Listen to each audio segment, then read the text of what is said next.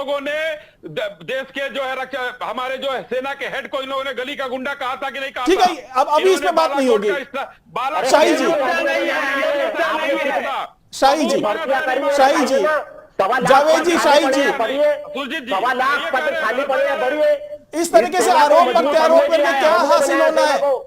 कुछ नहीं हासिल होगा। जिस मुद्दे पे चर्चा करना चाह रहे हमारे साथ कैप्टन आई सिंह भदौरिया जी जुड़ गए हैं, वो सेना में रह चुके हैं, वो थोड़ा बेहतर जवाब दे पाएंगे कई मुद्दों पे। अब जावेद जी, अब नहीं, जावेद जी नहीं, ऐसे नहीं। कैप्टन भदौरिया जी, आपको लगता है कि जो जिस तरीके से अग्निपथ स्कीम चलाई गई है और इसमें 6 महीने की ट्रेनिंग दे करके एक सैनिक तैयार किया जा रहा है, वही सैनिक 19 महीने की ट्रेनिंग पे आज की तारीख में तैयार होता है, तो आपको लगता है कि ये जो 6 महीने वाला सैनिक होगा वो उसके समतुल्य होगा, उसकी तरह का मतलब क्षमतावान होगा?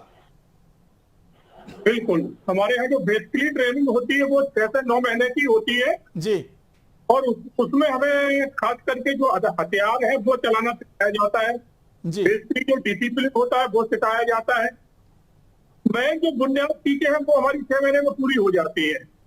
ये अच्छा।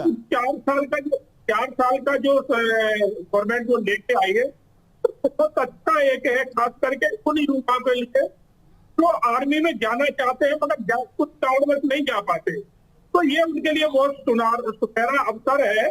कैसे लोगों के लिए भदौरिया जी, कैसे लोगों के लिए सुनहरा अवसर है? ये हमारे आज के युवा है, कुछ कन्नड़ बस नहीं जा पाते या कुछ सोचते हैं कि हमें आर्मी में नहीं जाना है, बाहर रह के सिविल सर्विस करना है, कोई बिजनेस करना है।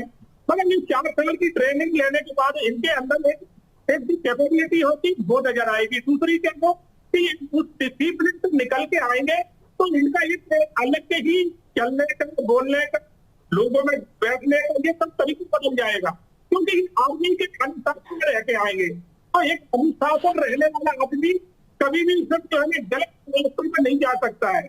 तो ये बहुत ही अच्छा गवर्नमेंट का कदम है और सराहनीय है। मैं तो यही कहूंगा कि इससे पार्टियां ये है किसी तरह की वोटेशन न फैलाएं। तो सबसे बड़ी बात ये है कि एक तरह से हमारा तो एक रीजनल फोर्स तैयार हो रहा है और इसमें गवर्नमेंट ने एक जो योजना रखी है कि इसमें 25% लोग जो परमानेंट होंगे, परमानेंट वो लोग होंगे जो वाकई में इसकी कैपेबिलिटी रखते होंगे, जो समय से अपनी ट्रेनिंग पूरी करेंगे, समय से जो मैथ मीटिंग और ये क्लासेस जो होते हैं कंप्लीट कर लेंगे, वो 25% आर्मी में परमानेंट चले जाएंगे। भदौरिया जी, ठीक है, इन बातों पर रिपोर्ट में दे चुका हूं, रिपोर्ट में सारी बातों का जिक्र था। भदौरिया जी ये बताइए कि उन युवाओं की क्या गलती थी जो भर्ती परीक्षा में पास हो चुके थे, उनको केवल ज्वाइन करना था या फिर जिनका केवल मेडिकल रह गया था या कुछ और औपचारिकता रह गई थी जिसके बाद वो सेना का हिस्सा बन सकते थे, लेकिन आपने सारी प्रक्रिया को रद्द कर दिया। उन युवाओं का क्या, उन युवाओं की क्या गलती थी? वो तो सारे क्राइटेरिया को फॉलो करके आ रहे थे सेना में। नहीं, ऐसा तो खैर अभी तरह का कोई लेटर नहीं आया है। नहीं, ऐसा सेना ने आधिकारिक तौर से बोल दिया है। नहीं, अभी जो ये भर्ती बताई जा रही है तो सब 4 साल वालों की है, तो परमानेंट वाली हम परमानेंट बंद नहीं करी गई है। तो परमानेंट सैनिक जो जाते हैं, चाहे वो इंडियन कमीशन हो चाहे आर्मी कमीशन हो या ये हमारा जो सैनिक जाता है, इनकी भर्ती ये बताई गई है 4 साल वाली। परमानेंट है तो कंटिन्यू है, बंद नहीं है कि ना उसको बंद किया गया है, ऐसा कोई लेटर नहीं है। अगर इसका कोई नेगेटिव है नहीं, मतलब चलिए एक चीज साफ कीजिए। एक गलतफहमी जो युवाओं के अंदर है वो ये है कि अब सारी भर्ती, जो कमीशन वाले की बात छोड़ देते हैं, जो एनडीए सीडीएस और इनके थ्रू जाते हैं उनकी बात छोड़ देते हैं, युवाओं में ये एक भ्रम है या ये सच्चाई है, ये आप साफ करेंगे कि जो सारी भर्ती अब सेना में होनी है वो अग्निपथ स्कीम के माध्यम से होनी है? क्या ये गलत है? नहीं है, ऐसा अभी कुछ नहीं है कि ये सारी भर्तियां अग्निपथ हो गया था, एक अलग से एक निकाला गया है गवर्नमेंट ने। ये कुछ 4 साल वालों के हैं, जो परमानेंट जो जाते हैं वो तो होता ही है, उस पर कोई रोक नहीं लगी है और न ही उसको इसमें कन्वर्ट किया गया 4 साल वालों में। वो तो आगे की बात है कि आगे क्या कैपेबिलिटी बनती है, क्या किस तरह से बर्तन वो चीज, मगर आज जो परमानेंट भर्ती है वो कंटिन्यू है, 4 साल की है, ये अलग है। इनका जो है ना एक जो बेस बनाया गया वो अलग बनाया जाएगा। जी। उनके साथ इनका बेस अभी नहीं होगा, जब एक परमानेंट हो जाएंगे तो उनके साथ होंगे। जी तो ठीक इस है, चीज को थोड़ा समझे। ठीक है, ये ठीक है। लोगों में जो भ्रम है, इन भ्रम को मैं दूर कर देना चाहूंगा। आप इसको गलत सही नहीं समझिए, ये बल्कि हमारे जो देश के युवा हैं उनके लिए बहुत ही सुनहरा अवसर है। इस अवसर को हाथ से ना जाने दें। मतलब इसका विरोध कतई ना करो। आप भदौरिया जी, आप कुल मिला के यही कहना चाह रहे हैं कि अग्निपथ स्कीम भी चलेगी और साथ ही वो जो परमानेंट भर्ती वाली स्कीम है वो भी चलती रहेगी, दोनों पैरेलल में चलती रहेगी। बिल्कुल बिल्कुल, ये अग्निपथ को एक अलग से है, ये उस तक तोड़ देके। जी ठीक है, ये तो मैं वही कहना चाह रहा हूँ कि ये योजना उन लोगों के लिए है कि जो कुछ समय के लिए आर्मी में जाना चाहते हैं, जी जो लॉन्ग आर्मी में सर्विस नहीं करना देखिए, चाहते। जिस तरह जी, से भदौरिया जी। देखा होगा कि इजराइल में एक वहां भी रखा गया है कि वहां 4-5 साल की जो सर्विस है हर कोई देखे बाहर आ जाता है तो अपने हिसाब से अपनी सर्विस जी करता है। जी तो ये भदौरिया जी, वही योजना है। भदौरिया जी, ये बहुत बड़ी बात आप कह रहे हैं और अगर जिम्मेदारी के साथ कह रहे हैं तो आपका ये बयान जो ये गेम चेंजर साबित हो सकता है। रमेश ठाकुर जी, आपको लगता है जो भदौरिया जी कह रहे हैं कि अग्निपथ स्कीम भी चलती रहेगी और साथ ही जो परमानेंट भर्ती वाली जो समान प्रक्रिया होती है वो भी चलती रहेगी, आपको लगता है कि यही बात है? देखिए सुरजीत जी, मुझे लग रहा अभी किसी नेता और किसी लोगों को कुछ भी नहीं पता इस स्कीम के बारे में जी। अब भदौरिया साहब जो कह रहे थे तो इनकी बातों से ऐसा लग रहा कि 4 साल का जो पीरियड है ये भी बहुत बड़ा पीरियड है। इनके हिसाब से तो 2 साल होते वो भी बहुत थे, उसमें भी सारे खुश थे। इनकी बात हो गई। और दूसरी बात, अभी जो दूसरे प्रवक्ता भाजपा के पैनल में 2 बैठे हुए हैं, भदौरिया साहब भी प्रवक्ता ही है भाजपा के, तो पहले वाले प्रवक्ता साहब कह रहे थे 2-3 देशों का नाम लिया था, अमेरिका वगैरह की, वहां पे भी ये स्कीम है। तो एक्चुअली ये भ्रम फैलाया जा रहा है, ये बड़ा मिसलीड किया जा रहा है कि अब कंपेयर दूसरों से किया जा रहा है। अमेरिका का इन्होंने नाम लिया। अमेरिका में 4 ग्रेड होते हैं भर्ती के लिए। पहला होता है पूरा बॉर्डर की जो सुरक्षा करता, उसका पीरियड बहुत कम होता है, 15 से 16 साल का अमूमन जो हमारे यहाँ है। उसमें जरा सा भी कोई चोटिल होता है या थोड़ा सा कोई बीमार या कुछ भी हारी बीमारी होती है तो उठा के उनको रिटायर कर दिया जाता है बिना कुछ कहे। ये शर्त होती है उनकी वहां पे, और उनको सुविधाएं इतनी दी जाती हैं, ताउम्र उनको बच्चों को पढ़ाने के लिए, उनकी बीवी पेंशन वगैरह सब होती है। 3 ग्रेड उनकी और होती है। एक ग्रेड जो होती है अंदर खाने की, वो सुरक्षा करती है, उसको बॉर्डर से कोई लेना नहीं होता है। और एक जैसे मैक्सिको की जो दीवार बन रही है उसकी रक्षा, इस तरह की ग्रेडें होती हैं। और फिर तीसरे जो नेता यहाँ बैठे हुए हैं मनोज लाल जी, इन्होंने ये देखो कितने भ्रमित हैं, इनका दिमागी आप संतुलन आप देख लीजिएगा। पहले तो ये कह रहे थे हम साथ में हैं, हम पूरी तरीके से पक्ष में हैं, और उसके बाद में कह रहे हैं विरोध कर रहे हैं। मतलब ये तय नहीं कर पा रहे हैं कि अब हम बोले क्या बोले। मोदी जी ने जो कह दिया, सेंट्रल गवर्नमेंट में जो बोल दिया, तो इनको हाँ हाँ करनी है।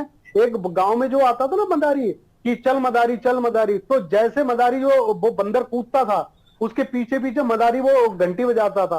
तो स्थिति इन लोगों की ये हो गई। इनका जो अपना एक संतुलन है, जो अपना एक आइडियोलॉजी है, जो अपना विचार है, वो भी विचारे प्रकट नहीं कर पा रहे हैं। मेरे वक्तव्य से इनको बुरा लगता होगा, मैं माफी के साथ में कहना चाहूंगा, लेकिन ये लोग अभी उस जजमेंट पे नहीं पहुंच पाए हैं, वो चीज ही नहीं पकड़ पा रहे हैं कि अग्निपथ है तो है क्या। हाँ, भदौरिया जी ने थोड़ी सी नमज पकड़ी है कि ये जो परमानेंट जो भर्तियां हैं उनसे अलग है। ये बिल्कुल सही बात है, वो उनसे अलग है, इनको उससे ना जोड़ा जाए। अगर ये चीजें क्लियर की जाती है डिफेंस मिनिस्ट्री की तरफ से, तो मुझे लग रहा है ये भ्रम ना फैलता।